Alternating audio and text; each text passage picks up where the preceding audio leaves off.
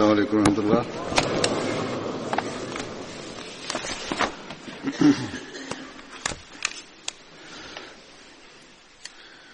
أشهد أن لا إله إلا الله وحده لا شريك له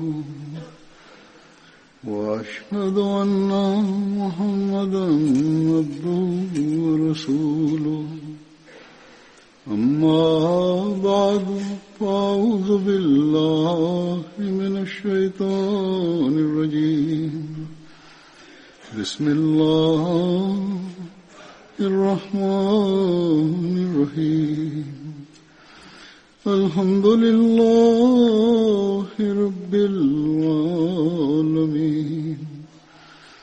الرحمن الرحيم مالك يوم الدين إياك نعبد وإياك نستعين اهدنا الصراط المستقيم صراط الذين أنعمت عليهم غير المغضوب عليهم ولا الضالين.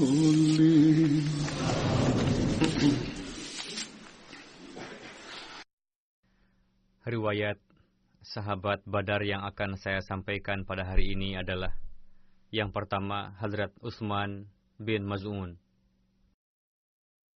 Beliau dipanggil dengan sebutan Abu Saib. Ibunda beliau bernama Sukhailah binti Anbas. Beliau dan saudara beliau, Hadrat Qudamah, berwajah mirip. Beliau berasal dari Quraisy Mekah, keluarga Banu Jamuh.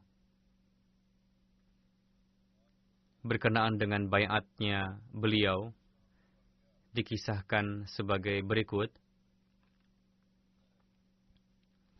Hadrat Ibnu Abbas radhiyallahu anhuma meriwayatkan, suatu ketika Rasulullah tengah berada di halaman rumah beliau. Saat itu Hadrat Utsman bin Maz'un lewat. Setelah melihat Rasulullah, beliau tersenyum. Rasulullah bersabda kepada beliau, "Maukah Anda duduk?" Beliau menjawab, "Kenapa tidak?" Lalu Hadrat Utsman bin Maz'un duduk di depan Rasul.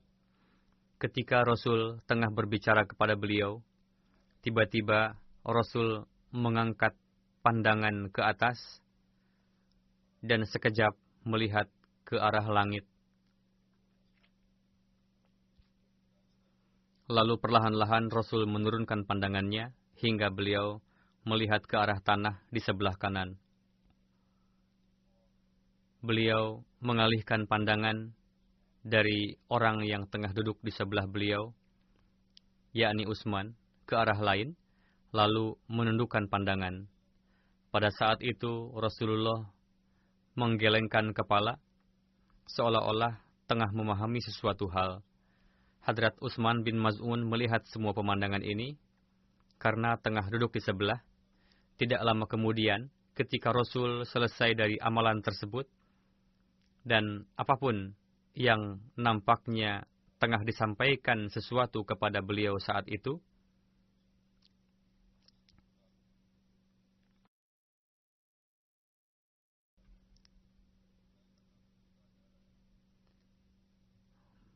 meskipun Hadrat Utsman tidak mengetahui apa yang tengah disampaikan kepada Rasulullah. Lalu pandangan Rasul mengarah ke langit seperti sebelumnya.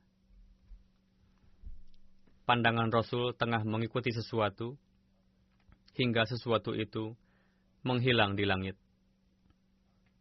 Setelah itu, Rasul mengarahkan pandangan kepada Hadrat Utsman bin Maz'un seperti sebelumnya.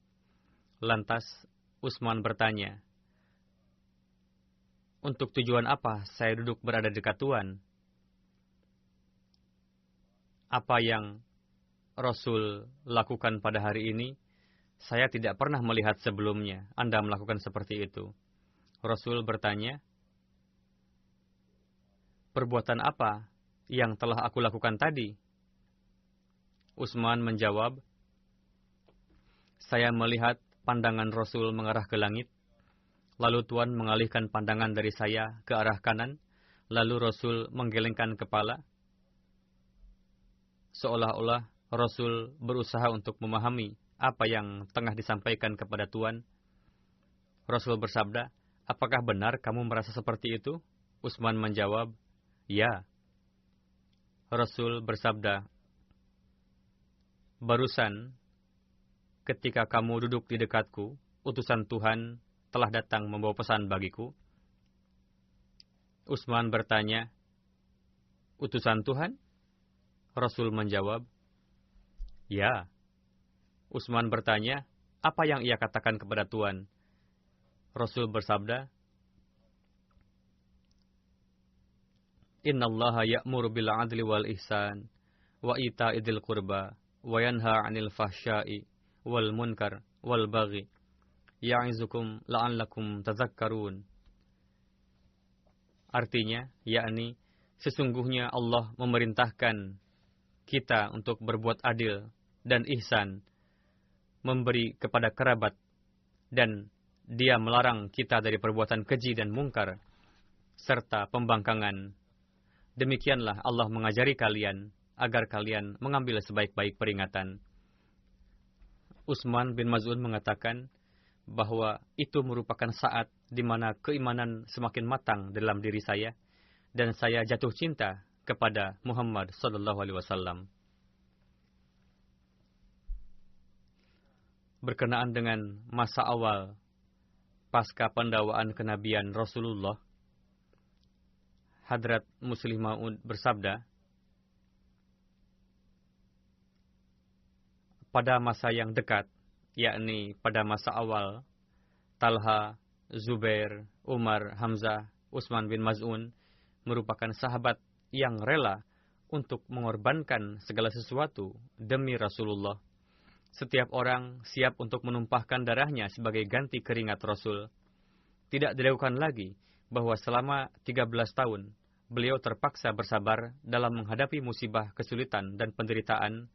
Namun, Rasul tetap tenang, karena orang-orang yang cerdas, berpemahaman baik, berkedudukan, bertakwa, suci, dari kalangan penduduk Mekah telah beriman kepada beliau Sallallahu Alaihi Wasallam, dan saat itu umat muslim disegani sebagai sebuah kekuatan. Ketika ada orang yang mengatakan gila kepada Rasul, na'udzubillah, maka sahabat Rasul menyangkalnya dengan mengatakan kepada orang itu, jika memang Muhammad gila, lantas bagaimana mungkin orang yang cerdas dan bijak mau beriman kepadanya? Ini merupakan jawaban yang dapat membungkam mulut. Penulis Eropa mengerahkan segenap kekuatannya untuk menyerang Rasulullah, sehingga terkadang mereka tidak segan-segan untuk bermulut lancang kepada beliau. Saat ini pun masih terjadi, namun ketika mendengar nama Abu Bakar, mereka memujinya dengan mengatakan bahwa Abu Bakar adalah figur yang tidak mementingkan diri sendiri.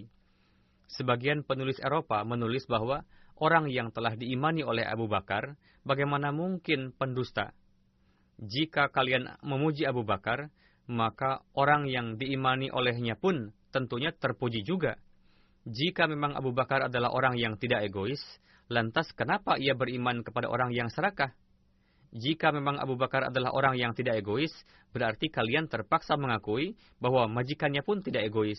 Ini merupakan dalil kuat yang tidak mudah untuk dibantah.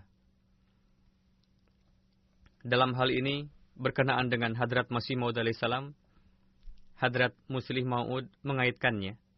Beliau bersabda, berkenaan dengan Hadrat Masih Maud alaihissalam pun, kita menyaksikan bahwa orang-orang menuduh beliau sebagai orang jahil.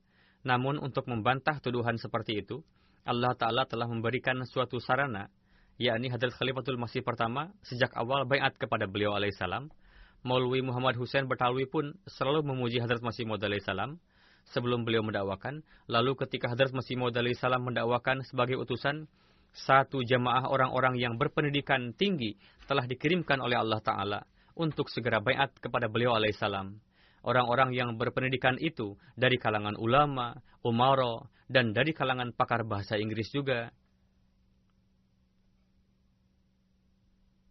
Setelah menganalisa, beliau radhiyallahu anhu bersabda bahwa ru'ub dapat ditimbulkan oleh 3 hal, yakni oleh keimanan, ilmu, dan uang. Allah Ta'ala pun telah memberikan ketiga hal itu kepada jemaat Hadrat Masih Maud alaihi salam, dan pada masa permulaan Allah Ta'ala telah menganugerahkan sahabat yang dikagumi oleh orang-orang. Bahkan ilmu ketabiban Hadrat Khalifatul Masih pertama sampai saat ini masih diakui. Para pakar kesehatan non-Ahmadi pun menggunakan resep buatan beliau, dan berkenaan dengan itu menulis. Bagaimanapun, pada masa awal, para pengikut Rasulullah pun berasal dari berbagai kalangan dan para pembesar. Berkenaan dengan kedengkian kufar Mekah, Hadrat Muslih Maud menjelaskan, Allah Ta'ala sedemikian rupa memberikan sarana sehingga hati kaum kufar terbakar oleh api kedengkian, namun mereka pun tidak faham bagaimana caranya untuk memadamkan api tersebut. Tidak ada satupun keluarga pembesar yang individunya tidak baiat kepada Rasulullah. Hadrat Zubair berasal dari keluarga pembesar, begitupun Hadrat Talha, Hadrat Umar, Hadrat Utsman, Hadrat Utsman bin Maz'un berasal dari keluarga pembesar, begitu juga Hadrat Amr bin As dan Khalid bin Walid yang baiat di kemudian hari berlatar belakang dari keluarga yang sangat disegani di Mekah. As juga adalah penentang Islam, namun anaknya Amru baiat masuk Islam. Walid juga adalah penentang, namun anaknya Khalid baiat. Beliau menulis, walhasil, ribuan orang yang pada awalnya merupakan penentang keras Islam, namun anak keturunan mereka dengan sendirinya menjadi pengikut Rasulullah, lalu berperang dengan ayah dan kerabatnya di medan perang. Berkenaan dengan hijrahnya Hadrat Utsman bin Maz'un ke Habsyah, lalu kembali ke Mekah, dijelaskan seperti yang sudah disampaikan, yakni Hadrat Utsman bin Maz'un termasuk Muslim awalin. Menurut Ibnu Ishaq, baiatnya beliau pada urutan ke-14. Beliau dan putra beliau, Sa'ib, hijrah ke Habsyah pada hijrah pertama, bersama dengan sekelompok umat muslim. Ketika di Habsyah, beliau mendapatkan kabar burung telah baiatnya orang-orang Quraisy ke dalam Islam. Mendengar kabar tersebut, beliau kembali pulang ke Mekah. Ibnu Ishaq meriwayatkan, ketika para muhajirin Habsyah mendapatkan kabar sujudnya penduduk Mekah bersama-sama dengan Rasulullah, mereka pulang ke Mekah. Selengkapnya pernah saya sampaikan pada khutbah sebelumnya. Muhajirin lain pun ikut serta pulang bersama beliau. Apa yang menjadi penyebab sujudnya penduduk Mekah? Mereka beranggapan bahwa penduduk Mekah telah baiat kepada Rasulullah. Ketika para muhajirin ini sampai di dekat Mekah, diketahuilah peristiwa yang sebenarnya. Sedangkan saat itu tidaklah mudah untuk langsung kembali ke Habsyah. Berdasarkan beberapa riwayat lainnya, sebagian muhajirin itu kembali lagi ke Habsyah karena mereka pun merasa khawatir untuk masuk ke Mekah tanpa ada jaminan perlindungan. Sebagian dari mereka terhenti di sana untuk beberapa saat, sehingga sebagiannya masuk ke Mekah dengan jaminan perlindungan dari beberapa penduduk Mekah. Sebelum mendapatkan jaminan perlindungan, mereka belum memasuki Mekah.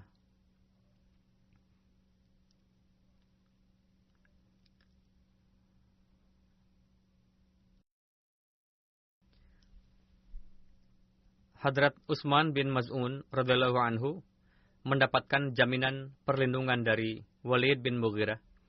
Ibnu Ishaq meriwayatkan, ketika Hadrat Utsman melihat bahwa Hadrat Rasulullah dan sahabat lainnya mengalami penderitaan, dianiaya, sedangkan beliau merasa tentram di bawah perlindungan Walid bin Mughirah?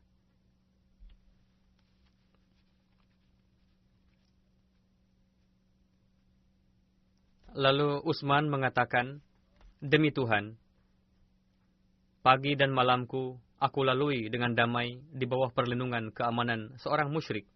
Sedangkan di tempat lain, kawan-kawanku dan kerabatku mengalami penderitaan dan penganiayaan di jalan Allah. Sesungguhnya di dalam diriku terdapat kekurangan." Beliau mengatakan pada diri sendiri. Lalu beliau mendatangi Walid bin Mughirah dan mengatakan, "Wahai Abu Abdus Syams," ini adalah julukan untuk Walid, "kewajibanmu sudah selesai.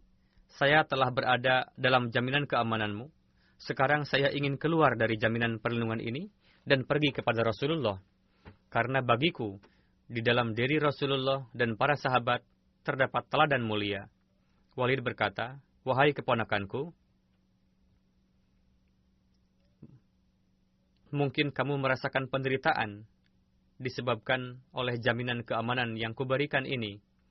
Atau kamu merasa tidak dihormati?"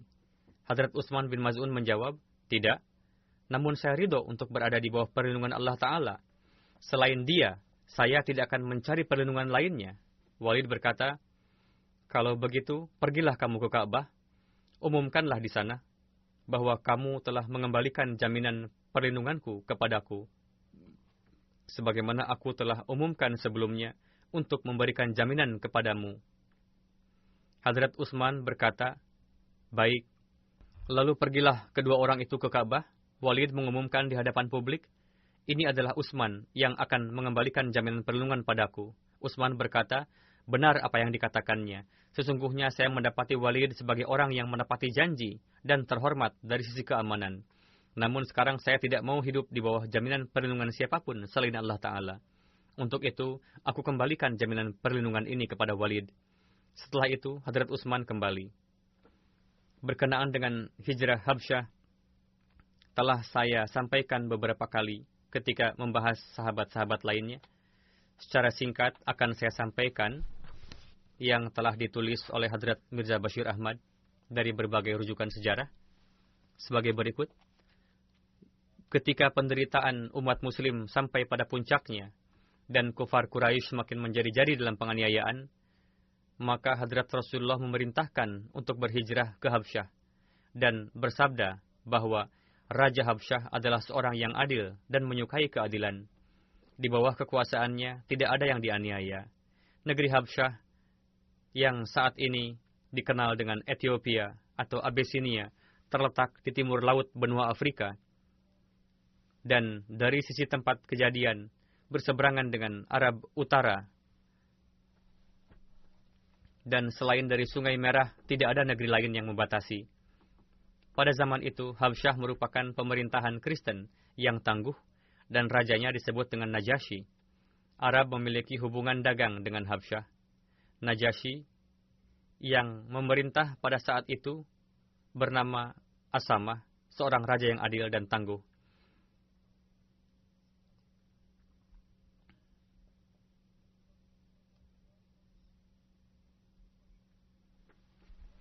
Ketika penderitaan umat muslim sudah sampai pada puncaknya, Rasulullah bersabda kepada mereka, "Bagi siapa saja yang memungkinkan, hijrahlah ke Habsyah." Atas perintah Rasulullah itu pada bulan Rajab 5 Nabawi telah hijrah 11 pria dan 4 perempuan ke Habsyah. Di antara mereka, sahabat yang terkenal adalah Utsman bin Affan beserta istrinya Hadrat Ruqayyah putri Rasulullah, Abdurrahman bin Auf, Zubair bin Al-Awwam, Abu Huzaifah bin Utbah, Utsman bin Maz'un, Mus'ab bin Umair, Abu Salamah bin Abdul Asad beserta istrinya Hadrat Ummu Salamah. Hadrat Mirza Bashir Ahmad menulis, merupakan hal aneh bahwa sebagian besar sahabat yang hijrah pada masa awal adalah orang-orang yang berasal dari kalangan pembesar kabilah Quraisy, sedangkan kalangan yang lemah jumlahnya kurang, yang dengannya dapat diketahui dua hal. Pertama, umat muslim dari kalangan pembesar pun tidak luput dari penganiayaan kaum Quraisy. Kedua, orang-orang lemah, misalnya hamba sahaya dan lain-lain, keadaannya sedemikian lemah dan tak berdaya, sehingga untuk hijrah pun mereka tidak mampu.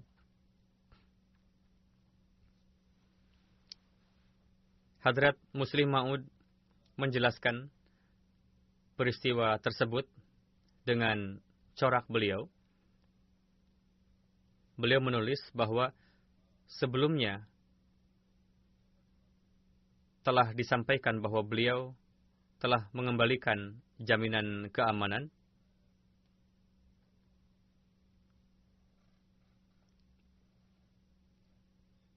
ketika kezaliman penduduk Mekah sudah sampai pada puncaknya. Suatu hari Rasulullah memanggil para sahabat dan bersabda, "Di sebelah barat sana terdapat negeri di seberang samudra yang memberikan kebebasan kepada penduduknya untuk mengamalkan ajaran agamanya. Orang yang berpindah agama tidak dibunuh di sana. Di sana terdapat seorang raja adil. Kalian dapat hijrah ke negeri tersebut. Mungkin saja kalian bisa mendapatkan kemudahan di sana." Mendengar nasihat Rasul, sebagian umat muslim dari kalangan pria, wanita, dan anak-anak berangkat ke hijrah Abisinia. Keluarnya mereka meninggalkan Mekah bukanlah hal yang mudah. Ini merupakan sisi yang emosional. Penduduk Mekah menganggap dirinya sebagai pelindung Ka'bah. Untuk itu, meninggalkan Mekah bagi mereka merupakan torehan duka nestapa yang sangat dalam. Yang dapat melakukan itu adalah hanya orang yang sudah tidak ada tempat berpijak lagi di Mekah. Walhasil, kepergian mereka meninggalkan Mekah merupakan kejadian yang memilukan, dan mereka pun melakukannya dengan sembunyi-sembunyi. Karena mereka tahu, yakni jika penduduk Mekah mengetahui kepergian mereka, maka mereka tidak akan membiarkan umat muslim pergi. Karena itu, sehingga mereka pun luput dari pertemuan terakhir dengan karib kerabat sekalipun.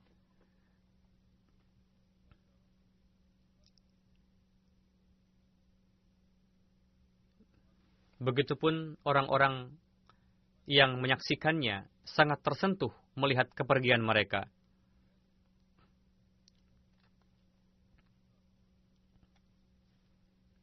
Sebagaimana ketika kafilah yang hijrah itu bertolak, Hadrat Umar yang notabene masih kafir dan penentang keras Islam pada masa itu, dan termasuk salah satu yang rajin menganiaya orang-orang muslim, secara kebetulan beliau melihat rombongan kafilah yang tengah bertolak itu. Di antaranya ada seorang sahabat wanita bernama Ummi Abdillah. Ketika Hadrat Umar melihatnya membawa kendaraan dan perbekalan yang terikat, Hadrat Umar faham bahwa orang-orang ini tengah pergi meninggalkan Mekah. Hadrat Umar bertanya, "Nampaknya ini adalah barang-barang untuk hijrah?" Ummi Abdillah menjawab, "Ya, demi Tuhan, kami akan pergi ke negeri lain, karena kalian telah membuat kami sangat menderita.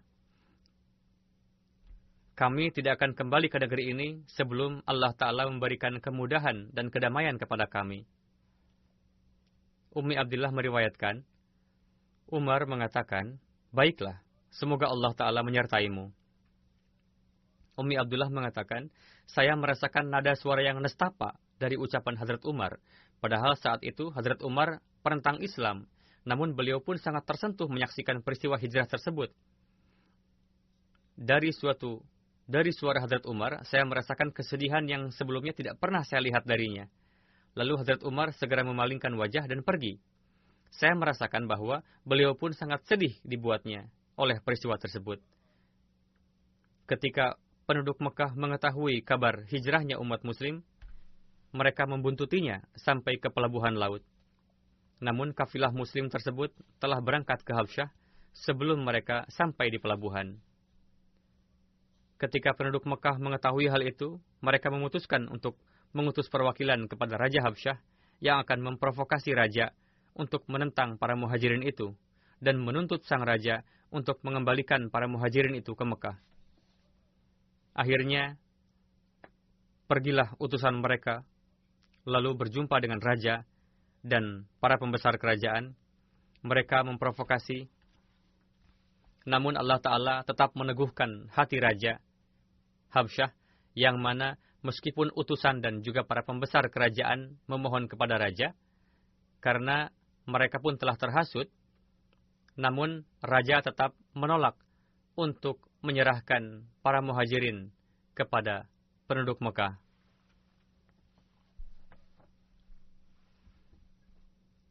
Ketika utusan Quraisy itu gagal, mereka membuat rencana lain untuk mengembalikan para muhajirin ke Mekah, yakni dengan cara menyebarkan kabar buruk melalui kafilah mereka yang berdagang ke Habsyah, bahwa semua penduduk Mekah sudah baiat masuk Islam. Ketika kabar burung tersebut sampai di Habsyah, maka mayoritas muhajirin kembali ke Mekah dengan bahagia. Namun sesampainya di Mekah, mereka baru menyadari bahwa ternyata kabar palsu tersebut sengaja disebarkan untuk rencana jahat mereka. Akhirnya, sebagian dari antara mereka kembali ke Habsyah, seperti yang sudah disampaikan, dan sebagiannya lagi bertahan di Mekah. Hadrat Muslim Maud menulis bahwa yang bertahan di Mekah tersebut diantaranya adalah Hadrat Utsman bin Maz'un, putra dari seorang pembesar di Mekah. Saat itu kawan ayahnya lah Walid bin Mughirah yang memberikan jaminan keamanan kepada Hadrat Utsman, sehingga beliau dapat hidup di Mekah dengan damai. Namun di sisi lain, beliau menyaksikan umat muslim lainnya dianiaya dan dizalimi dengan sekeras-kerasnya. Karena Hadrat Utsman adalah seorang pemuda yang memiliki ghairat tinggi, beliau pergi menemui Walid dan mengatakan padanya bahwa beliau ingin mengembalikan jaminan perlindungan padanya, karena beliau tidak tega melihat kawan-kawan muslim lainnya dianiaya, sedangkan beliau hidup dengan damai di sana. Lalu Walid mengumumkan bahwa sejak sekarang Utsman tidak lagi dalam perlindungannya. Suatu hari Hadrat Utsman tengah duduk dalam majelis seorang penyair Arab yang masyhur bernama Lubaid yang tengah membacakan bait syairnya, wa kullu na'imun la muhalata zail, yang artinya setiap nikmat pada akhirnya akan sirna. Utsman bin Maz'un menyangkalnya dengan mengatakan, itu keliru. Nikmat surga akan berlangsung abadi.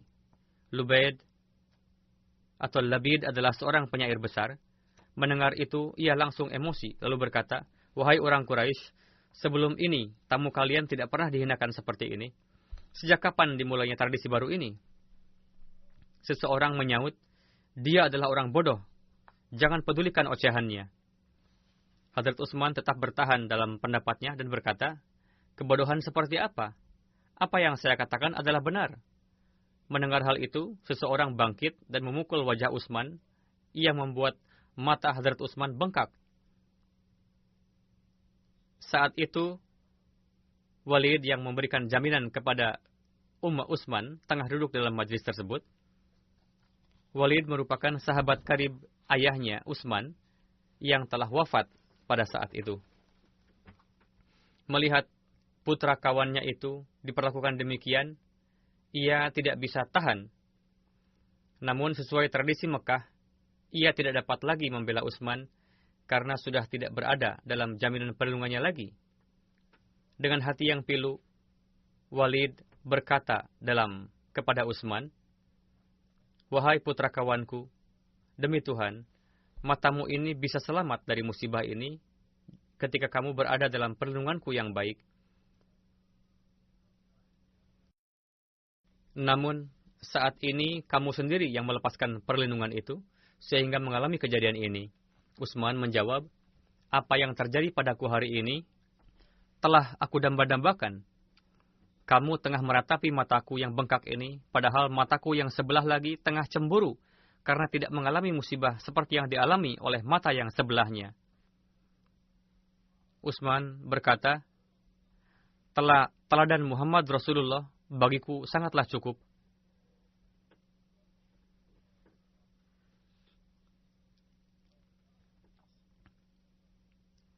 Jika beliau mengalami penderitaan, kenapa aku tidak?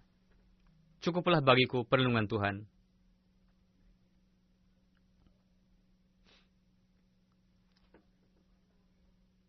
Berkenaan dengan peristiwa antara Utsman bin Maz'un dan penyair terkenal itu, kita jumpai juga dalam sejarah. Sebagai berikut akan saya sampaikan. Suatu ketika, Hadrat Utsman bin Maz'un tengah duduk dalam majelis seorang penyair terkenal Arab bernama Labid. Labid membacakan bait syair, ala kulli syai'in ma khala Allah batil. Ketahuilah bahwa selain Allah, segala sesuatu adalah batil. Hadrat Utsman mengatakan, benar apa yang kamu katakan. Lalu Labid berkata, wa kullu na'im la muhalata zail. Sesungguhnya segala nikmat akan sirna. Hadrat Utsman menyangkalnya dengan mengatakan, itu dusta. Pandangan orang-orang mengarah padanya. Utsman meminta Lubaid untuk membacanya lagi, lalu ia baca sekali lagi. Seperti semula, Hadrat Utsman membenarkan kalimat pertama dan mendustakan kalimat kedua, bahwa nikmat surga tidak akan pernah sirna. Labid berkata, wahai kaum Quraisy, sebelum ini majelis kalian tidak seperti ini. Lalu seorang yang bodoh berdiri dari antara mereka dan memukul wajah Hadrat Utsman yang menyebabkan mata beliau bengkak.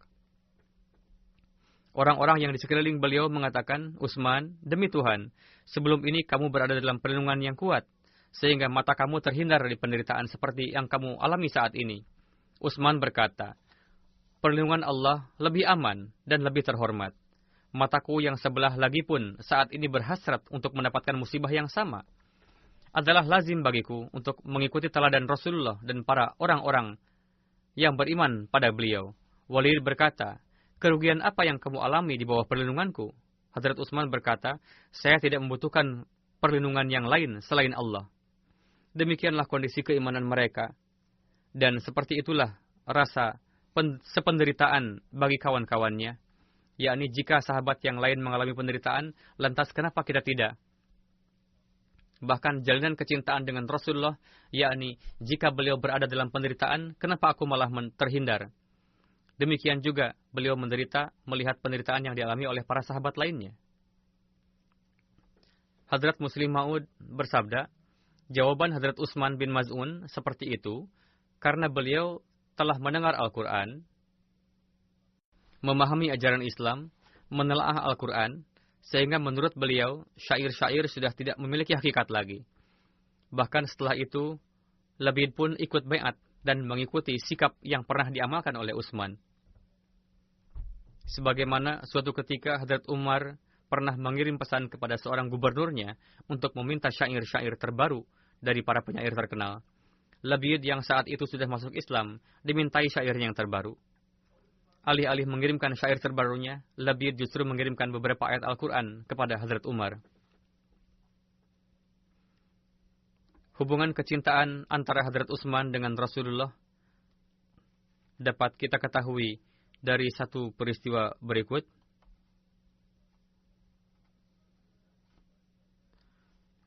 Dalam riwayat dikisahkan bahwa pasca kewafatan Hadrat Utsman, Hadrat Rasulullah mencium jenazah Hadrat Utsman, dan air mata mengalir dari mata Rasul. Ketika putra Rasul, Hadrat Ibrahim wafat, Rasul pun bersabda di depan jenazahnya, Al-Hik bisalfina As-Salih Utsman bin Maz'un. Artinya, pergilah engkau untuk bersahabat dengan kekasih yang saleh Utsman bin Maz'un. Berkenaan dengan hijrahnya Hadrat Utsman bin Maz'un, kita temukan riwayat sebagai berikut. Pada saat hijrah Madinah, Hadrat Utsman bin Maz'un, Hadrat Qudamah bin Maz'un, Hadrat Abdullah bin Maz'un, dan Hadrat Sa'ib bin Utsman tinggal di rumah Hadrat Abdullah bin Salamah Ajlani. Berdasarkan pendapat lain, mereka semua tinggal di rumah Hadrat Hizam bin Wadiyah. Muhammad bin Amru Waqidi meriwayatkan bahwa para pria dan wanita dari keluarga Maz'un kesemuanya berangkat hijrah bersama, sehingga tidak ada yang tersisa dari keluarga itu di Mekah. Hadrat Ummi Ala meriwayatkan, ketika Rasul dan para muhajirin tiba di Madinah, kaum Ansar menghendaki supaya mereka tinggal di rumahnya, sehingga akhirnya diundi. Ternyata Utsman bin Maz'un tinggal di rumah kami. Hadrat Rasulullah menjalinkan persaudaraan antara Hadrat Utsman dengan Hadrat Abu Haitham bin Taihan. Hadrat Utsman hijrah ke Madinah dan ikut serta dalam perang Badar. Beliau termasuk orang yang sangat junun beribadah lebih dari sahabat lainnya. Berpuasa di siang hari dan beribadah pada malam hari. Beliau terbiasa menjauhi hawa nafsu duniawi dan berusaha menjauhi istri. Beliau pernah meminta izin dari Rasul untuk meninggalkan kehidupan dunia dan menjauhi hawa nafsu.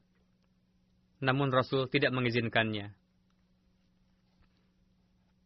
Hal tersebut tertulis dalam buku sejarah Asadul Ghabah. Dalam riwayat lain, suatu ketika Hadrat Utsman bin Maz'un datang menjumpai istri-istri Rasulullah. Melihat kondisi istri Utsman yang lusuh, Ummul Mukminin bertanya, "Baju kamu lusuh, rambut kamu pun tidak rapi. Kenapa kamu tampil seperti ini? Biasakanlah berdandan. Pada bangsa Quraisy ini tidak ada yang lebih kaya raya dari suamimu. Kamu mampu untuk itu, karena suamimu kaya." Istri Utsman menjawab, "Tidak ada bagian bagi kami dari harta itu." Yakni Hadrat Utsman tidak memiliki kekayaan seperti yang Anda katakan. Kenapa? Karena Utsman sudah tidak berhasrat lagi kepada kami. Pada malam hari pun ia terus-menerus beribadah kepada Allah, tidak memperhatikan kami. Pada siang harinya berpuasa. Saat itu datanglah Rasul, dan Ummul Mukminin mengabarkan hal itu kepada Rasulullah. Mendengar hal itu, Rasul menemui Hadrat Utsman dan bersabda, "Tidakkah zatku cukup sebagai teladan bagimu?" Hadrat Utsman berkata, "Ya Rasul, aku rela mengorbankan orang tuaku demi Tuan." "Apa yang terjadi?" "Saya selalu berusaha untuk senantiasa mengikuti sunnah Tuan." Rasul bersabda, "Kamu seharian berpuasa, beribadah pada malam hari." Beliau menjawab, "Ya, saya lakukan itu." Rasul bersabda, "Janganlah berbuat demikian. Matamu memiliki hak atasmu, tubuhmu memiliki hak atasmu, keluargamu memiliki hak atasmu, anak istrimu memiliki hak atasmu. Untuk itu, silahkan salat, namun tidur juga perlu. Silahkan bangun dan beribadah nafal pada malam hari, namun tidur pun perlu.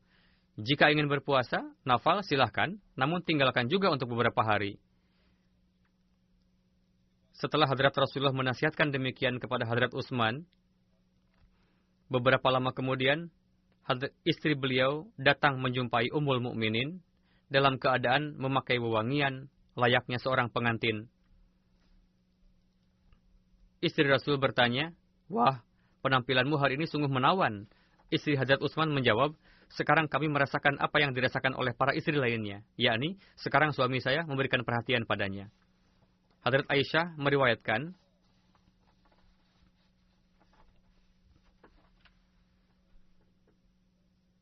beliau bersabda, Rasulullah memanggil Hadrat Utsman bin Maz'un dan bersabda, "Apakah kamu tidak menyukai sunnahku?"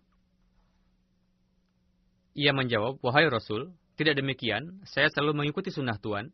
Rasul bersabda, "Aku juga tidur, aku juga salat, berpuasa juga. Kadang-kadang saya tidak berpuasa juga. Aku pun menikahi perempuan. Wahai Utsman, takutlah kepada Allah. Istrimu memiliki hak atasmu, tamumu juga berhak atasmu, dirimu pun memiliki hak atasmu. Jangan terus-menerus lakukan puasa, salatlah, dan tidurlah juga."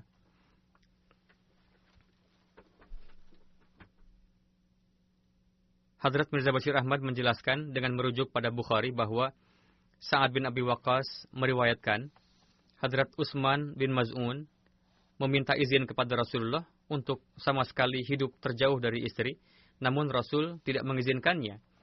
Jika seandainya Rasul mengizinkan, kami pun siap untuk berusaha menghilangkan hawa nafsu tersebut.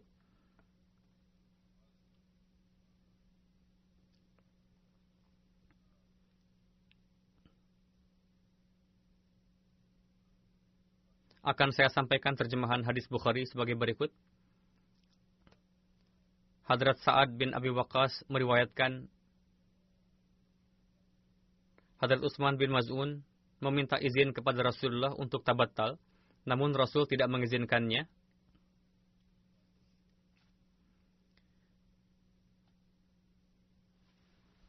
Sementara dalam hadis Bukhari Kitabun Nikah tertulis sama seperti itu, yakni jika seandainya Rasul mengizinkan, maka kami pun mungkin akan menjauhi kehidupan dunia.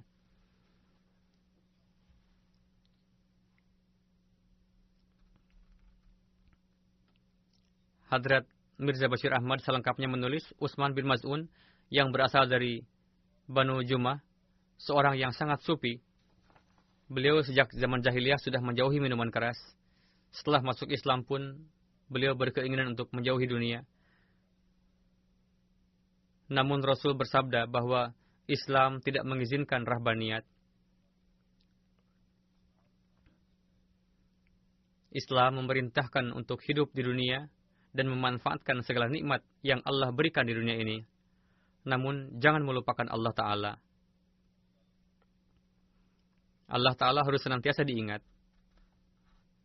Hadrat Qudamah bin Maz'un meriwayatkan, suatu ketika Hadrat Umar bin Khattab menjumpai Hadrat Utsman bin Maz'un, keduanya tengah menaiki kendaraan, keduanya saling bertemu di bukit yang bernama Asaya, terletak setelah Zul Halifah, arah menuju Juhfah, 70 mil dari Madinah.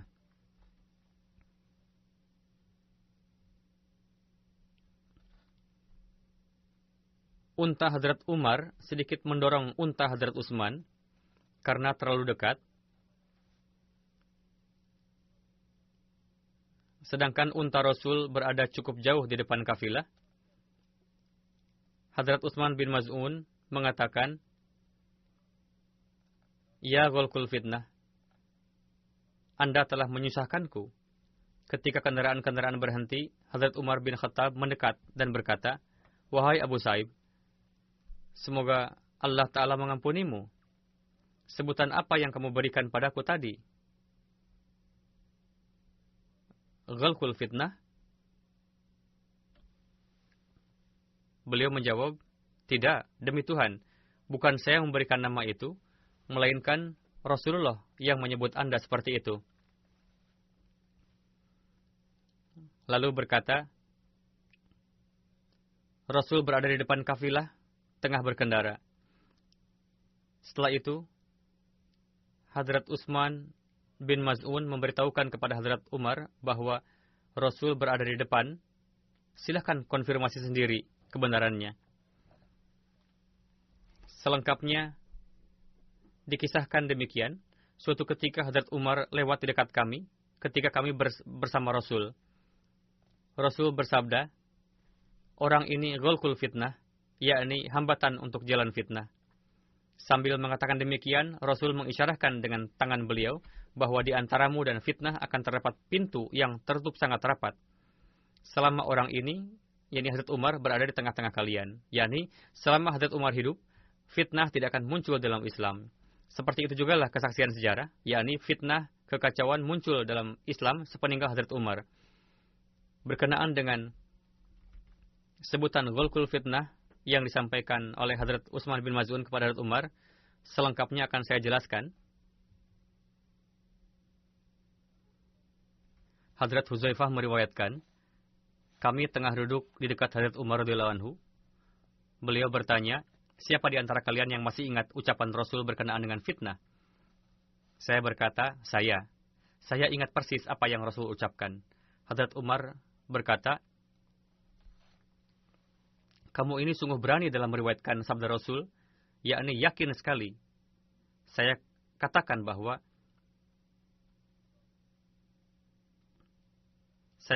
bahwa seorang pria mendapatkan cobaan disebabkan oleh istrinya, hartanya, anaknya, dan tetangganya. Itu pun merupakan fitnah. Salat, puasa, sedekah, memerintahkan untuk kebaikan, dan melarang dari keburukan dapat menjauhkan cobaan tersebut. Hadrat Umar berkata, "Maksudku bukan itu, melainkan fitnah yang dapat mendatangkan badai seperti samudra. Fitnah yang sangat dahsyat akan menimpa umat."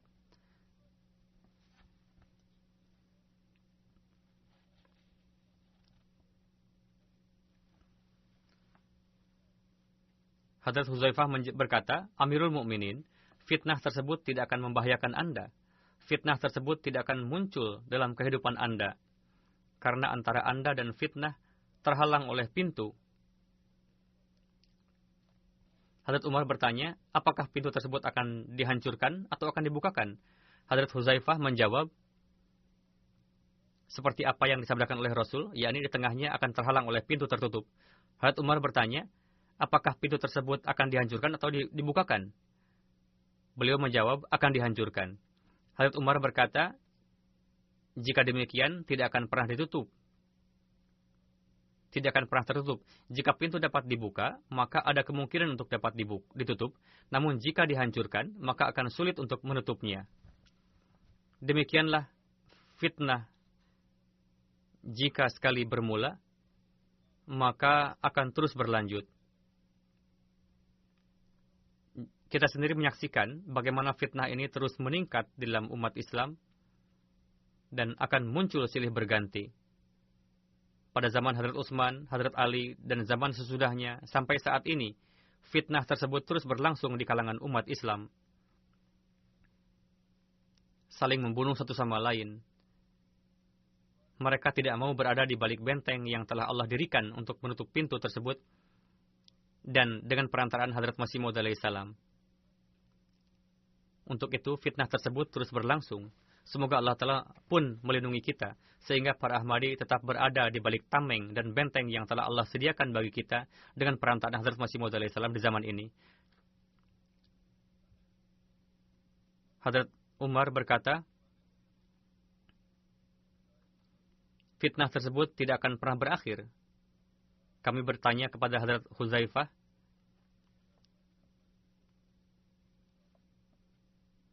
apakah Hadrat Umar mengetahui pintu tersebut? Hadrat Huzaifah menjawab, ya, beliau mengetahuinya dengan benar-benar yakin. Hadrat Umar mengetahui bahwa pasca beliau fitnah akan bermula.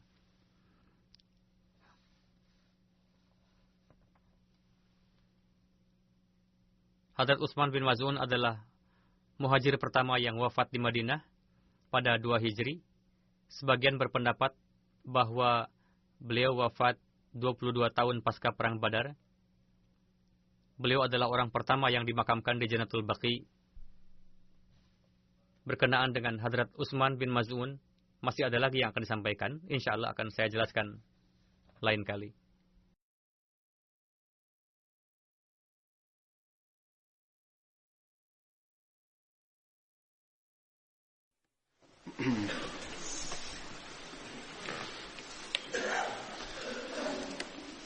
Alhamdulillah, nahmaduhu wa nasta'inuhu wa nastaghfiruhu wa nu'minu bihi wa natawakkalu alayhi wa na'udzu billahi min shururi anfusina wa min sayyiati a'malina. من يهده الله فلا مضل له ومن يضلل فلا هادي له ونشهد أن لا إله إلا الله ونشهد أن محمدا عبده ورسوله عباد الله رحمكم الله إن الله يأمر بالعدل والإحسان وإيتاء ذي القربى وينهى عن الفحشاء والمنكر والبغي يعظكم لعلكم تذكرون اذكروا الله يذكركم وادعوه يستجب لكم ولذكر الله أكبر.